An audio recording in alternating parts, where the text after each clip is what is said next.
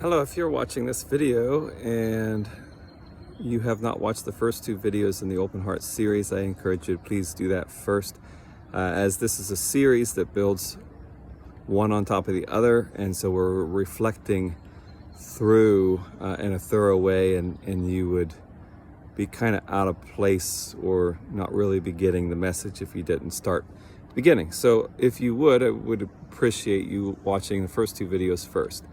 And in those videos, we discussed the idea of being resistant or avoidant as to heart issues, because our primary journey, at least in the beginning, is to figure out what's happening in our hearts, not so much to win a debate or prove something just yet, but to just be aware of what is happening in my heart when certain issues are raised, brought up. Why am I resistant to the idea?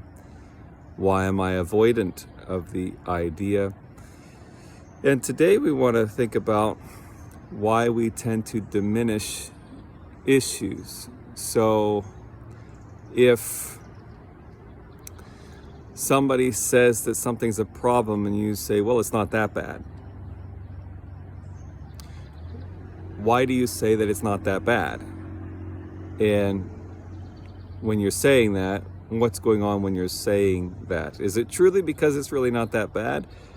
Or are you trying to alleviate some feelings of guilt? Are you trying to prevent needing to deal with it? Are you trying to make yourself feel better while continuing to be that way?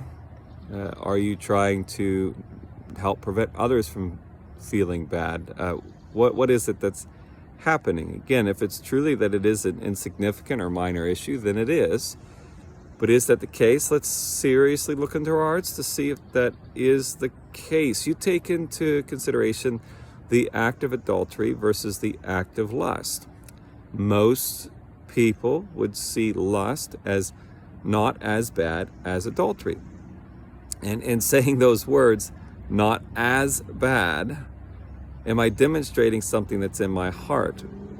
Because if I say it's not as bad, what happens when I diminish the issue? Am I going to actually address the issue? I mean, it's not that bad, so, you know what I mean? Am I going to do something about it? Am I going to change if I continue to view it as not that bad or not as bad? And Jesus, knowing that we had that issue, he actually dealt with those two comparisons of adultery and lust. And in Matthew chapter 5, he basically said that if you lust, you're committing adultery. It's the same. Same with hatred and murder. If you hate, you're committing murder. You can't really just say it's not as bad.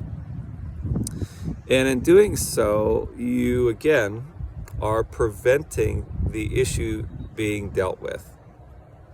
Likely the motivation. You can search your heart, not saying it is for sure. It could just be it's not that bad. But I challenge you to search your heart. Are you saying that? Are you responding that way because it's not actually that bad, or because you're trying to prevent negative feelings, or trying to prevent being held accountable to having to do something about it? James chapter 5, verse 16 says, "Let us confess our sins to one another and pray for one another so that we may be healed." Prayer is an aspect of it, and confession is an aspect of it too, that I have to be able to admit to somebody else that what I am doing is not only wrong, but not say it's not that bad, but say it's sin. What I am doing is sinful. And being able to label an action, a thought, a feeling, an attitude, speaking a certain way as sinful is what's going to bring healing. Now, this healing in this context, I believe, is both physical healing as well as emotional, spiritual, mental, relational healing. There is healing when I'm willing to admit that something is a problem. You really can't get there unless you can admit that something is a problem. John says in 1 John 1, verse 8 and 9, if we say that we have no sin, we deceive ourselves and the truth is not in us. What is it that sets us free? Jesus says the truth will set us free. But we aren't free if the truth isn't in us, and the truth can't be in us if we can't admit when we have a problem and say, yep, these sin issues are inside of me. That's what leads to healing. And he says, if he continues in verse 9, if we confess our sins, Jesus is faithful and just to forgive us our sins and to cleanse us from all unrighteousness.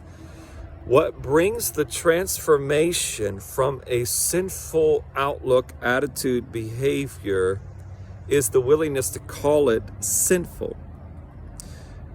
But so often we attempt to avoid accountability, dealing with the issue by making it not that bad. And again, I'm asking you, I'm not saying that the proof is that you're wrong. It might not be that bad. But I just want you to consider as you say those things, in my heart, am I saying it's not that bad because it actually isn't? Because I've explored it thoroughly and honestly, and after doing so, I've concluded it's not that bad? Or is it because I feel guilty, or because it hasn't touched me yet, or because I'm trying to avoid the issue, or I don't want to be held accountable, I don't want to change this, I want to just be able to continue this way, or it's hard to overcome this, so I want people to just be merciful to let me just continue to stay in this. What is it that's going in your heart when you say it's not that bad? Now, here is where we're going to have a struggle. And that is that when it comes to the issue of race, we tend to diminish the severity of it. Let's consider the term, and I'm going to say this term, and most people do everything they can to prevent anybody from ever being accused, ever being considered this sin. And that is to be a racist, or to have racism in your hearts. When people raise that issue, it's almost like being a racist is the sin of blasphemy. It's the unpardonable sin. You're the worst of the worst if you are that.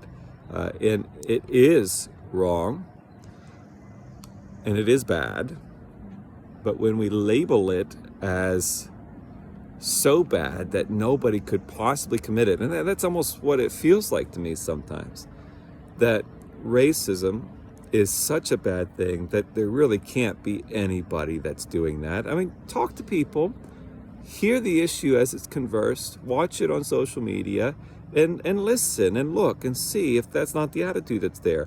Racism is such a bad sin that it can't be possible, that it can't exist today. There can't be any way that anybody is like that. And if they are, they have to be some extreme fringe type person, because there's no way a normal, rational human being would be a racist. If we take that view, and racism is an issue within the heart of an average person, a rational person, how will it ever be addressed? How will it ever be dealt with? How will it ever come to an end if I can't just admit that it is there, that it is an issue?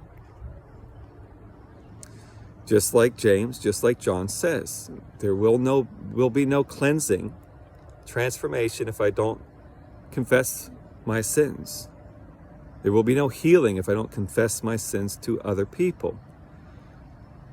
So I have to be able to look into my heart and say, is it possible that I am a racist? Is it possible that I practice racism?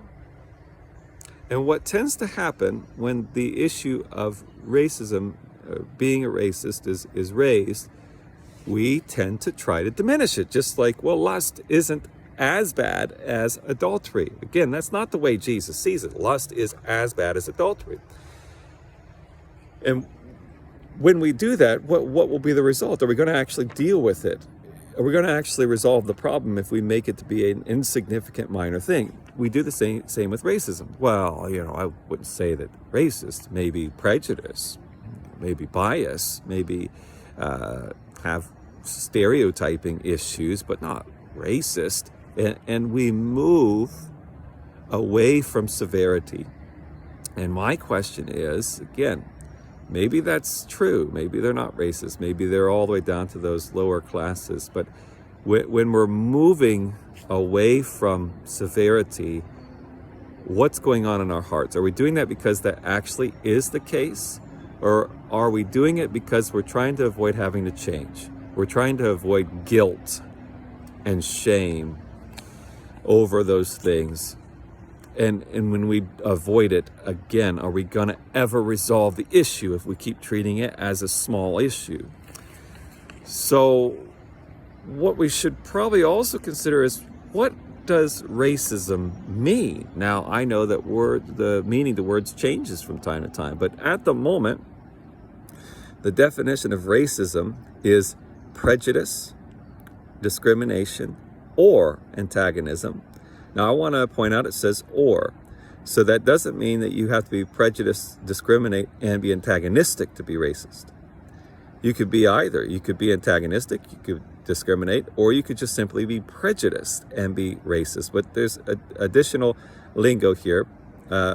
All three of those things, either of those three things, directed against a person or people on the basis of their membership of a particular racial or ethnic group, typically one that is a minority or marginalized. So first of all, if you're white, you are not a minority,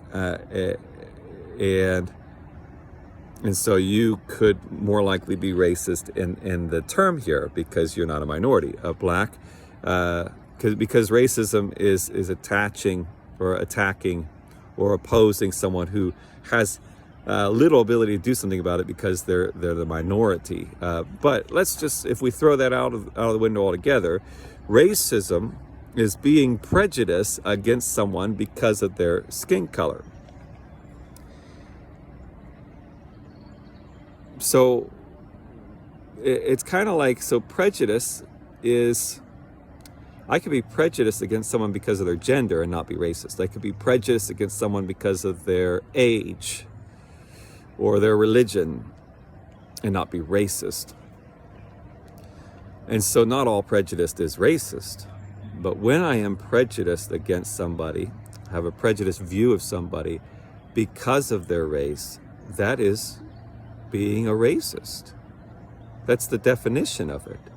So when we say, well, I wouldn't say racist, maybe prejudice, we're denying what the actual term of racism is. It's being prejudiced or biased against somebody simply because of the color of their skin. And so when we're trying to reject the idea of what the actual definition is, and we're trying to say, and sometimes we say, well, maybe they have racist tendencies. And again, throwing the word tendencies in there is still a way to try to pull back punches, a way to try to soften the blow. And again, where is our heart if we keep trying to soften this blow? Where is our heart when we keep trying to make this a minor, insignificant issue? Will it ever be addressed? And I want to say, just search your heart. Because if you keep denying it, resisting it, avoiding it, making it not be so bad, it's not as bad, it's not so bad, then you will never deal with it. It's just a way to let it continue to live. And we need to own it. If we see that we have a prejudice, a bias because of someone's skin color, we need to own and say, you know what? I have racism in my heart and I need to deal with that. I need to confess my sins rather than ignoring them. Healing will only come that way. Cleansing will only come that way. And we also do that when we think that, I think some people think that the issue of racial justice, I'm going to try to sum this up here. The racial justice is simply an issue of bullying. Not that bullying isn't bad either, but I think we see it as okay, someone's feelings were hurt because I made fun of their culture or their race. Someone's feelings are being hurt, and that's what the issue is, and everybody's getting mad because people's feelings are getting hurt. That's not why people are getting mad. People are getting mad because they believe, and we'll talk about whether this is a reality or not, people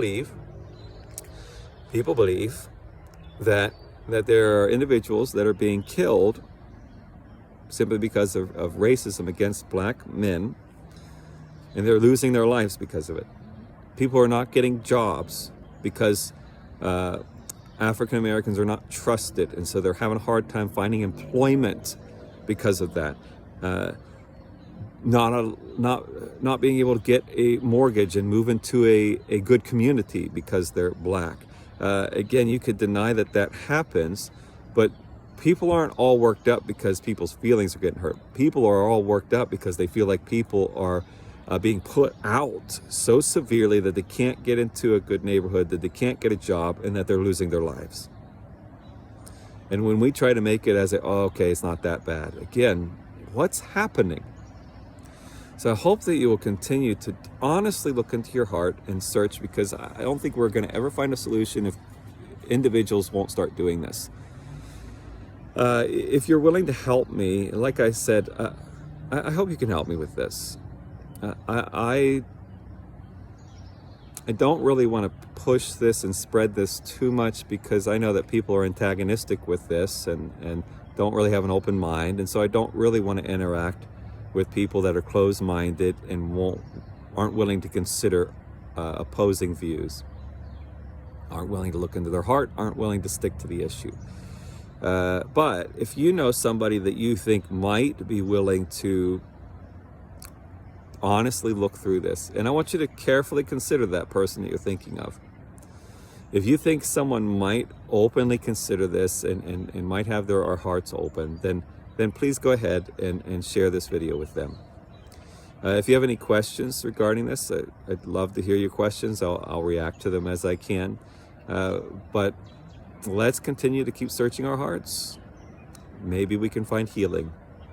If we confess our sins to one another and pray for one another, we will be healed. If I confess my sins, Jesus is faithful and just to cleanse me of my sins and to forgive me of all unrighteousness. God bless you.